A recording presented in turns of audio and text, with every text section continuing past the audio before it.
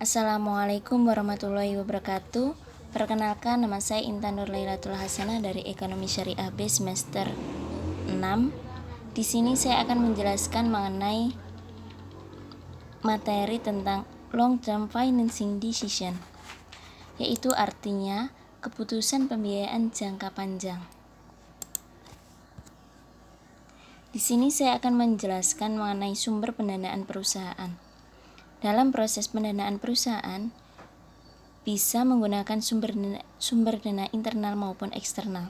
Sumber dana eksternal adalah dana yang didapatkan dari pemegang saham, kreditur, maupun pemilik perusahaan. Sedangkan sumber dana internal berasal dari laba yang ditahan. Dana yang berasal dari pemilik merupakan modal sendiri, sedangkan dana yang berasal dari kreditur akan menjadi hutang bagi perusahaan.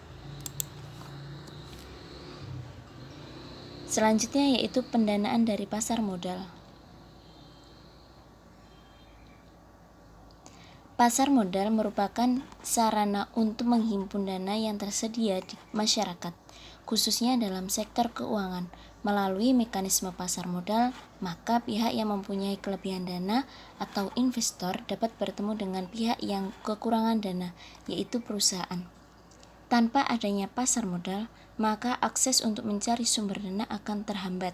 Akibatnya, perusahaan harus mencari alternatif sumber dana atau bahkan mengurangi kapasitas produksinya yang berimbas juga pada terganggunya perekonomian secara nasional.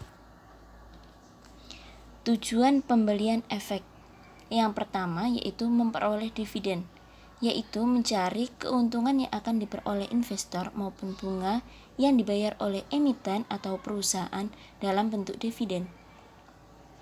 Yang kedua yaitu kepemilikan perusahaan. Semakin banyak saham yang dimiliki, maka semakin besar pula menguasai perusahaan yang berakibat keputusan yang diambil perusahaan pun harus atas persetujuan dan pengetahuannya.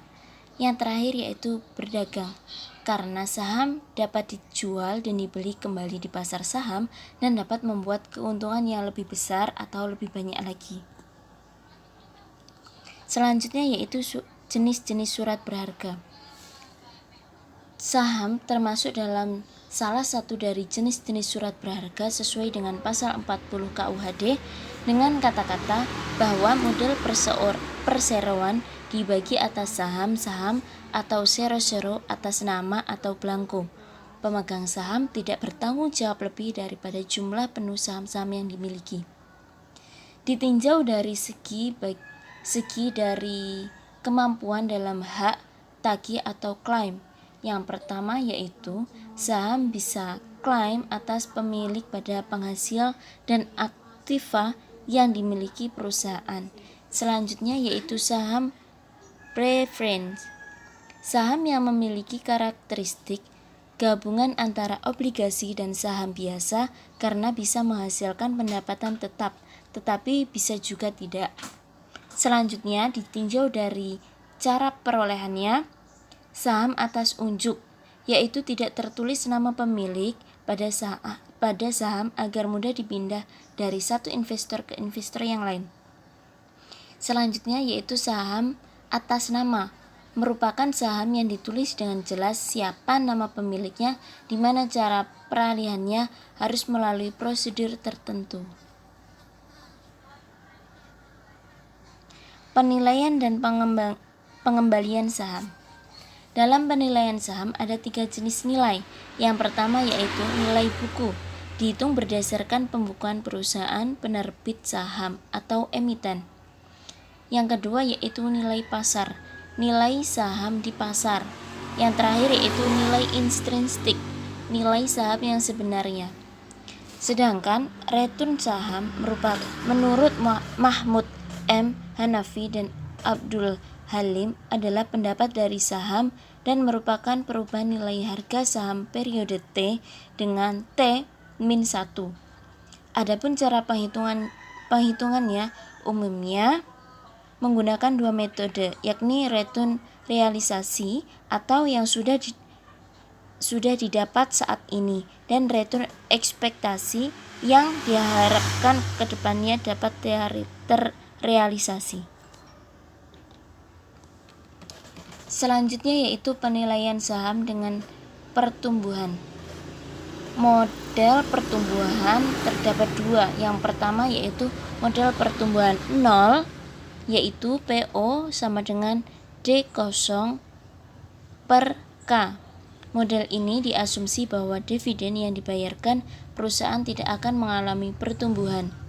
Sedangkan yang model pertumbuhan konstan yaitu PO sama dengan D1 per K min G, yaitu model ini dipakai untuk menentukan nilai saham jika dividen yang akan dibayar mengalami pertumbuhan secara konstan selama waktu tak terbatas. Penilaian dan hasil pengembalian saham preferred. Saham yang memberikan sejumlah dividen yang tetap jumlahnya dalam waktu yang tak terbatas. Karena saham preferred tidak mempunyai tanggal jatuh tempo, maka penilaian saham preferred merupakan suatu perpetuitas dengan rumus PO sama dengan DPS per KPS. PO sendiri yaitu nilai saham preferred, DPS yaitu dividen saham preferred, KPS tingkat return yang disyaratkan pada saham preferred. Selanjutnya yang terakhir yaitu penilaian dan hasil pengembalian obligasi. Obligasi perusahaan merupakan sekuritas yang diterbitkan oleh satu perusahaan yang menjadikan kepada pemegangnya membayar sejumlah uang tetap pada tanggal jatuh tempo di masa mendatang disertai dengan pembayaran bunga secara periodik. Selanjutnya yaitu obligasi perusahaan diterbitkan tanggal jatuh tempo, yang berarti investor mempunyai batasan waktu memegangnya, sedangkan saham bisa tidak mempunyai tanggal jatuh tempo sehingga investor bisa memegangnya selama hidup perusahaan. Dengan catatan, semakin tinggi tingkat resiko kegagalan, semakin tinggi tingkat suku bunga yang harus dibayarkan penerbit. Mungkin cukup sekian presentasi dari saya. Mohon maaf apabila banyak kesalahan. Billahi taufiq wal hidayah. Wassalamualaikum warahmatullahi wabarakatuh.